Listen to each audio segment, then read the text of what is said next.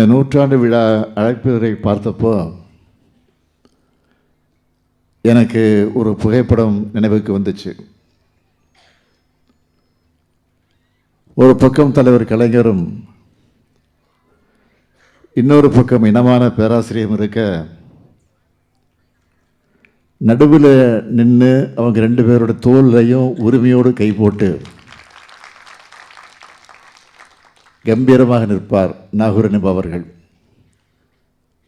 இப்படி ஒரு படம் யாருக்கும் கிடைக்காது.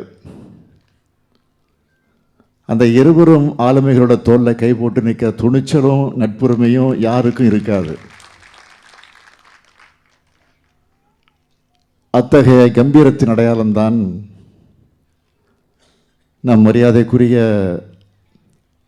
நாகூர் அனீபா அவர்கள். அவருடைய நூற்றாண்டு விழாவைத்தான் கொண்டாடிக்கிட்டு இருக்கிறோம். உடலால் அவர் மறைந்தாலும் அவருடைய குரல் நம்முடைய உள்ளத்திலையும் உணர்வுலையும் ஒழிச்சுக்கிட்டே இருக்கு. முத்தமிழறிஞர் தலைவர் கலைஞர் அவர்கள் சொன்னதை எங்களுடைய அன்புக்குரிய லியோனி அவர்கள் நினைவுபடுத்தினார். அணி என்றால் தேன், பா என்றால் பாட்டு, தேனாக இனிக்கும் பாட்டை பாடும் அவருக்கு அனீபா என்று பெயர் பொருத்தமானது என்றார். அதேபோல் அனீபாவுக்கு ஒளிபரிக்கே தேவையில்லைன்னு தந்தை பெரியார் அவர்கள் சொன்னார். அப்படி ஒரு குரல் வளம் அனீபா அவர்களுக்கு. இறுதி வர அந்த குரல் அதே உறுதியோடு இருந்துச்சு. அவருக்கு உரிய அது சிறப்பு. இசைமுரசு அவர்கள் தொடக்கம் முதல் இறுதி வர திராவிட இயக்கத்தில் பங்கெடுத்து கலையை வளர்த்து இயக்கத்தையும் கொள்கையும் வளர்த்தார். தலைவர் கலைஞருக்கு அனீபா அவர்களுக்கு வயசில் தான் ஓராண்டு இடைவெளி. இது தவிர அவங்க ரெண்டு பேருக்கும் இடைவெளி என்பதே கிடையாது. அந்த அளவுக்கு நகமும் சதையுமாக நட்போடு பழகினவங்க அந்த ரெண்டு பேரும். ஓடி வருகிறான் உதயசூரியன்னு அனீபாவினுடைய குரல் ஒலிக்காத கழகத்தோட நிகழ்ச்சிகள் தொடங்கினதே கிடையாது. தலைவர் கலைஞருடைய வாழ்க்கையில் எத்தனையோ முக்கியமான தருணங்கள் இருந்தாலும் கள்ளக்குடி போராட்டத்துக்குன்னு தனி இடம் இருக்கு. தண்டவாளத்தில் தலை வச்சு படுத்த கலைஞருடைய தீரத்தை கள்ளக்குடி கொண்ட கருணாநிதி வாழ்கவே, மக்கள் உள்ளம் குடிகொண்ட உண்மை தலைவர் வாழ்கவேன்னு பட்டி தொட்டியெல்லாம் கொண்டு போய் சேர்த்தார். அனீபா அவருடைய குரல் தான். ஒரு கலைஞன் ஒரு இயக்கத்தின் மேலே எவ்வளவு பற்றோடு இருந்து அந்த இயக்கத்துக்காக எந்த அளவுக்கு அர்ப்பணிப்பு உணர்வோடு பாடுபட்டார் என்பதற்கு ஐயா அனீபா அவருடைய வாழ்க்கையை ஒரு எடுத்துக்காட்டு. 11 வயசில் பள்ளிக்கூடத்தில் பாடத் தொடங்கி 15 வயசில் மேடைகளில் பாட ஆரம்பித்து மக்கள் பாடகராக தன் வாழ்நாள் முழுக்க வலம் வந்தார் அனீபா அவர்கள். ஐயா நாகூர் அனீபா அவருடைய போராட்ட வாழ்வை இன்றைக்கும் குறிப்பாக இளைஞர்களும் தெரிந்து கொள்ளணும் என்று சுருக்கமாக நான் சொல்ல விரும்புகிறேன். சின்ன வயசில் நீதி கட்சி தொண்டராக இருந்த அனீபா அவர்கள் நீதி கட்சியுடைய கூட்டம் மாநாடுகள் எங்கே நடந்தாலும் போய்விடுவார். இந்த உணர்வு பயணம் நீதி கட்சி திராவிடர் கழகமாக பரிணமித்து திராவிட முன்னேற்றக் கழகம் உருவான பிறகும் தொடர்ந்துச்சு. கழகத்தோட வளர்ச்சிக்கு அனீபாவுடைய குரல் துணை நின்றுச்சு. அழைக்கின்றார் அண்ணா அருமைமிகும் திராவிட துயர் துடைக்க இன்றேன்னு அனீபா பாடுறதை கேட்டால் உணர்ச்சி பொங்காமல் ஒரு தமிழராலும் இருக்க முடியாது. அவர் முறையாக சங்கீதம் கற்றுக்கொள்ளவில்லைன்னாலும் ஆயிரக்கணக்கான மேடைகளில் கோடிக்கணக்கான மக்களை தன்னுடைய குரல் வளத்தால் தன்வசப்படுத்தினார். வறுமையின் காரணமாக 7ஆம் வகுப்போடு படிப்பை நிறுத்திட்டவர் தன்னுடைய கலைப்பயணத்தை கழக பயணத்தை தொடர்ந்தார். ஐயா நாகூர் அனிபா அவர்களுடைய அரசியல் வாழ்க்கைக்கு அடித்தளம் வச்ச ஊர் எந்த ஊர் தெரியுமா? திருவாரூர்.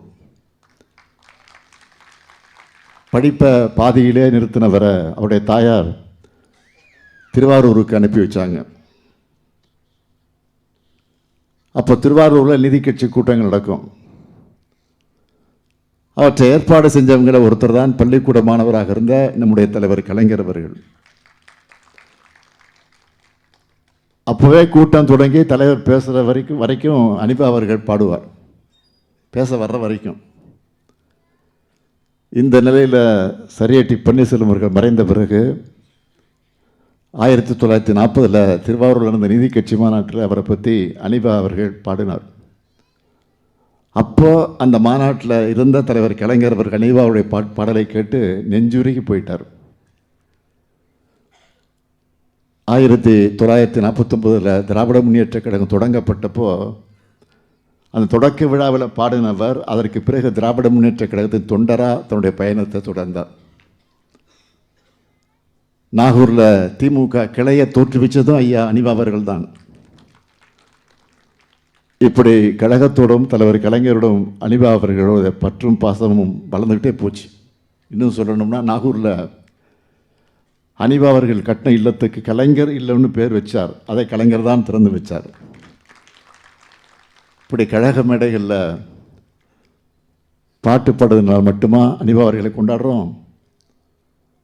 பாடுறது அவருடைய திறன் கொண்ட கொள்கைக்காக சிறைக்கு போகவும் தயங்காதவர் தான் அனிபா அவருடைய குணம்.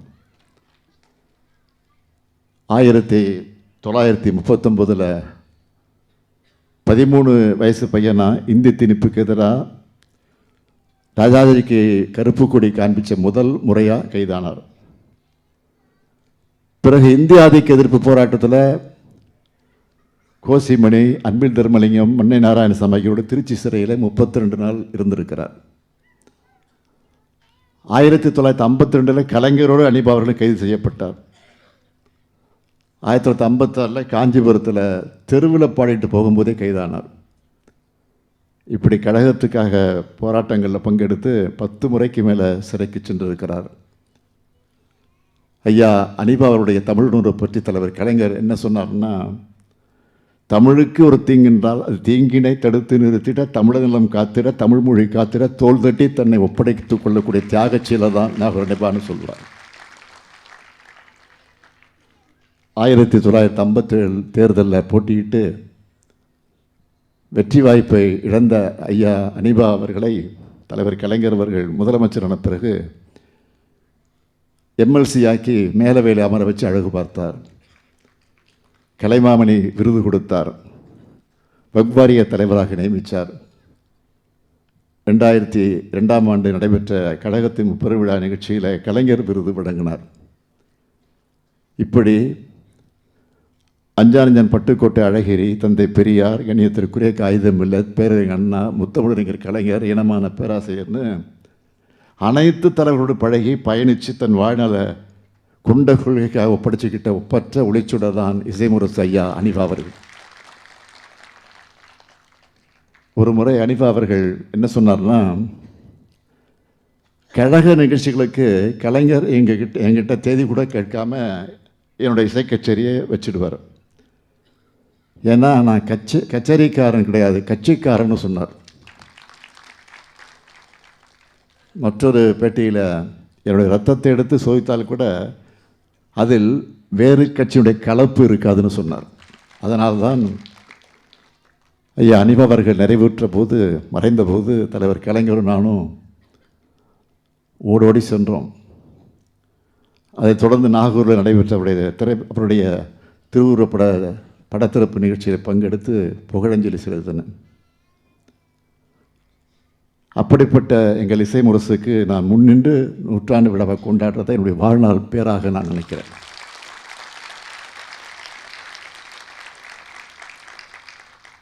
ஐயா நாகூர் அனிபா அவர்கள் கழகத்துக்கு மட்டும் சொந்தக்காரர் இல்லை, ஒட்டுமொத்த தமிழ்நாட்டினுடைய சொத்து அவர். எல்லாரும் சொன்னாங்க, அவர் பாடிய இறைவனிடம் கையேந்துங்கள் அவன் இல்லை என்று சொல்வதில்லை என்ற பாடல் தமிழ்நாட்டில் இருக்கிற எல்லார் வீட்லேயும் ஒலிக்கிற பாடல்.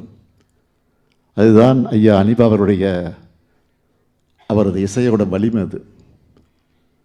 சில மாதங்களுக்கு முன்பு ஒரு தனியார் தொலைக்காட்சி விவாத நிகழ்ச்சியில் பலரும் மதங்களை கடந்து இசைமுரசு அவருடைய பாடலை பாடினது ரொம்ப வைரலாக போச்சு.